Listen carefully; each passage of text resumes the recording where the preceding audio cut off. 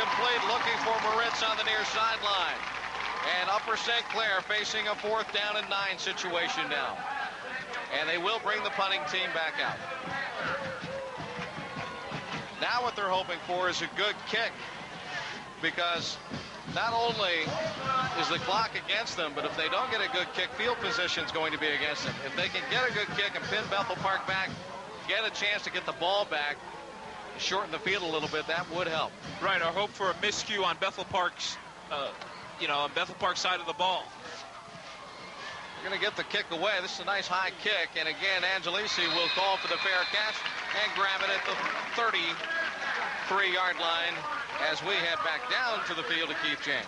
What we don't know at this juncture with 4:46 remaining is whether the streak for USC will continue or whether it will end tonight.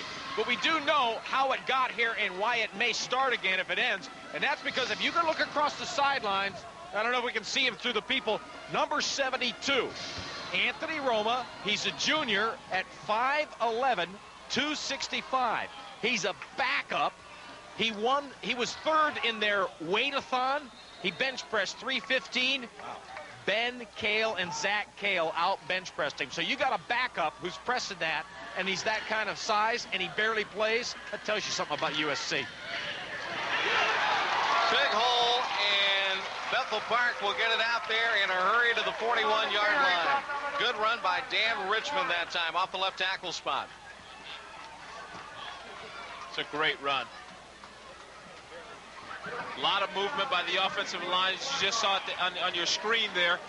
Offensive line is just moving people out of the way. You have Yanati out and Bastian. They're just clearing out. And the person that we've been talking a lot about tonight on the defensive side of the football is also doing an excellent job on the offensive side is Joe Bianco. Blitz coming, and Bethel Park will run through it for another first down. Out to the 47-yard line, and again, Dan Richmond slipping through the hole and picking up the needed yardage. Chris, they say that football are calling the plays, a chess match, a blitz was called, and it's just by sheer chance that he was able to get through, because the blitz came through left of the center, but it just didn't go. And so far tonight, Richmond has carried 8 times for 30 yards. First down and 10, Bethel Park with the football. Angelisi is out wide to the right side. They have a wing left. And that is Gabe August in motion. And now the handoff over to the left side. And Bethel Park able to drill through for some more yards. Dan Richmond again trying to add on to his statistics here, Craig, and also keep the clock winding and keep the ball moving straight forward. Richmond got up and pounded the ground there because he knew that he was brought down by a shoestring tackle by Matt Moritz. Had he been able to get through that, Chris, it looked like it was clear sailing to daylight. And at that point, the fat lady would be singing, because there is no way Upper St. Clair would be able to come back from that kind of deficit. 3:02 to go in the football game. Bethel Park with an 8-point lead over USC. Slot right formation out of the I backfield this time. Storino will give off, and this will be Brzezinski once again. And he's over the 45 and ahead to the 42-yard line. Brzezinski still rushing hard and will have another first down for the Blackhawks of Bethel Park. Well, they get one more of those guys. You don't want to talk about nails in the coffin, but another first down. They can run off, another minute and a half on the clock. Yeah. There's the big enemy for the Panthers right now. It's still rolling, too. The clock, that's the big enemy. On that last play, Brzezinski came through. He was stopped after only 2 yards, and he carried John Wang an additional 3 yards to pick up the first down. So that's some determination to keep this clock going and win this game. Richmond will run and try to cut it left, and this time he's going to be swatted down as soon as he gets to the line of scrimmage. And slicing tackle that time by Dan Iraqi. No gain on the play. It'll be second down and 10 yards to go, but again, the clock rolls inside the 2-minute mark. We have 1:56 and running, and Bethel Park holding a 14-6 lead over longtime rival and neighbor Upper St. Clair. Less than 2 minutes to go here, Chris. What Bethel Park really needs to do is just maintain possession of the football. It's still 2nd and 10. Run the clock out. Just keep running the ball, stuff it down. As they would say, stuff it down their throats. Here's Richmond again. Upper St. Clair came through with a blitz on that play. They figured, okay, we need to do something at this point. So they're running. They're now gone from what appeared to have been a straight-up position over the lineman, and they're now going gaps.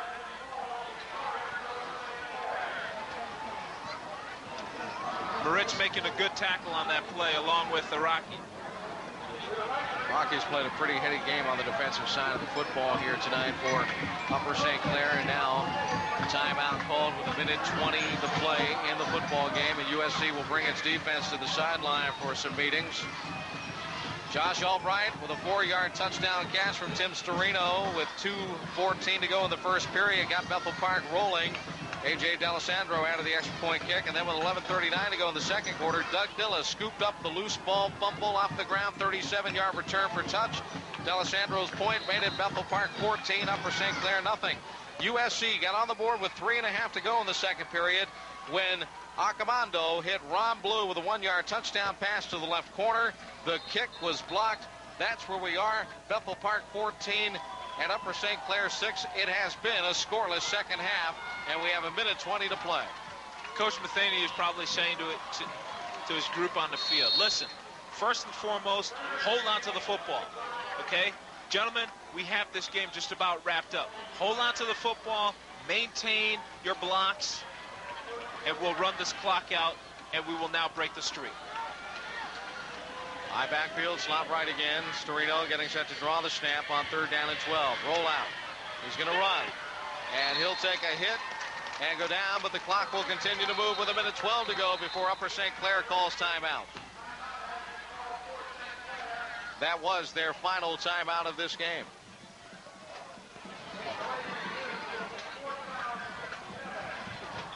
So with it being 4th down and 6, or 4th down and 7, Bethel Park, I'm sure, is not thinking about punting at this time. No. They're thinking, okay, let's, it's 4th down and 7. There's not enough time on the clock for Upper St. Clair to do anything to hurt us, unless we hurt ourselves. What we need to do is just take the football and run it out and change of possession. They have no more timeouts to go. Change of possession, the clock will stop, but then everything gets rolling again, and that's it. Bethel Park cheering section going nuts up here right now, Keith. Yeah, I was just going to say, you can hear the cheering now. It's kind of like as everything starts to wind down, they know there's 1:12 left. They realize that they're within a handful of seconds, and they're honoring the guys that have done the work out there, as it appears as though the streak is about to come to an end. Bethel Park is setting up the punt. Albright will punch it with the toe. It will bounce inside the 10, and it will roll into the end zone. So Upper St. Clair will get the ball back from the 20-yard line. Kind of puzzled by the decision there. I tended to agree with you. I'm kind of surprised at that decision. One would think that it's 4th down. You're inside what appeared to have been their 40-yard line, 35-yard line. Run another play. And just turn it over. And just turn it over. Or get the first down, perhaps. You never know. You never know. Hey, guys, I have to say, you're going to see the air balls here, but, there were a couple of instances where Upper St. Clair looked good through the air. This could prove very interesting. Justin Acamando is the sophomore quarterback. He has 1:04 with which to work, and his team is down by 8. He's going to go up top, but penalty flags fly, and they'll blow the play dead before its inception. Tight end did not set.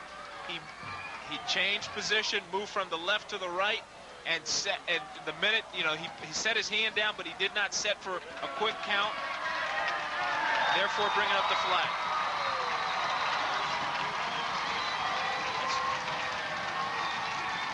.101 left. USC will back up 5 yards. Wait a minute, guys. Wait a minute, guys. Wait a minute. Stay in the huddle. Stay in the huddle. You got some time back on the clock. Okay. I got illegal procedure on the offense.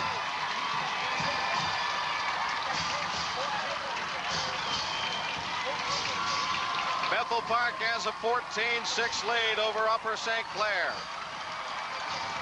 If the Panthers can't move the ball here, Craig, the streak will end at 69 straight in the conference. Listen to these fans. They're going nuts. This place is starting to vibrate here. Well, the players are urging it as well on the sidelines. Accomando wants to throw, and it is almost picked up, but dropped. Oh, what a play that time. Dan Richmond sneaked up in there and almost stole one. Oh, gosh.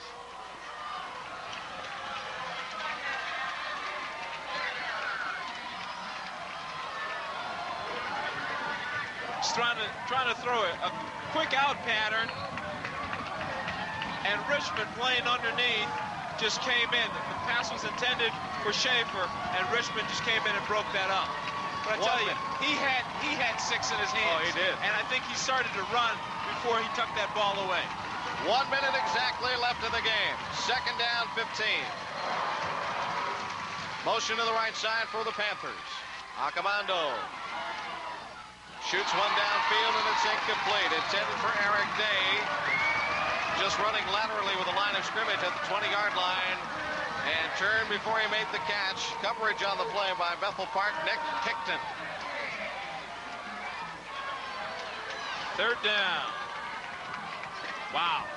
And it seems like a mountain to go. 54 seconds on the clock. It is third down and 15, but when you look at where the ball is, it's really third down and 85. It's deep. 2 receivers to the right. The sophomore for Upper St. Clair draws the snap. Justin throws over the middle, and he's got Moritz. He makes the catch at the 25, and St. Clair will be shy of the first down, even though they do get positive yardage on the play. They don't appear to be hurrying. They need to hurry. Making the stop there, Keith. The clock is rolling with 36 seconds left, and now Upper St. Clair calls timeout. Apparently they did have one more remaining. Bethel Park was the team that called the timeout earlier in the quarter, so I was mistaken. It is fourth down and 2. Upper St. Clair better have had the timeout remaining, because otherwise that's a penalty, and you don't want to go the other direction even with only 36 seconds remaining. Something to be on the lookout for. The fans are primed, particularly the Bethel Park students. They might go for the goalposts if this one finishes at 14-6 in their favor. Well, hey Keith, yes. If you thought you were almost stopped before, I think when this game is over, you may make a beeline to the end zone just to get out of the way. See how fast the doctor can move. I won't be near. I will not. I need a Health America checkup if I move that. But anyway, I won't be near the goalpost. Let's put it that way. All right, here we go. This could be the last offensive play of the game for Upper St. Clair. It's fourth down and about 3. 36 seconds left. They're down by 8. Play fake. Accomando throws out right side. Schaefer with the ball complete at the 34. A first down for USC, and they stop the clock at 31 seconds left. Very good. Greg, earlier I had mentioned the Yogi Berra syndrome here on our Health America High School Games of the Week. This is what I mean. 31 seconds remaining. You're not certain that it's over until it is over. It's never over till the clock ticks 00. First down, 10 yards to go. Panthers with a football. Bethel Park 14, Upper St. Clair 6. 31 ticks left.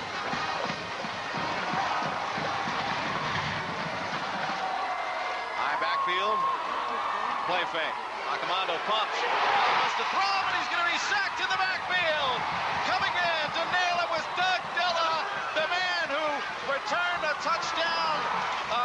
fumble for a touchdown in the first half of this game. 37 yards, comes in and makes a big sack on the sophomore quarterback. Chris, besides the sack, the most important thing about that play, it keeps the clock going. There's 5 seconds. Upper St. Clair draws the snap at 1 second to go. They throw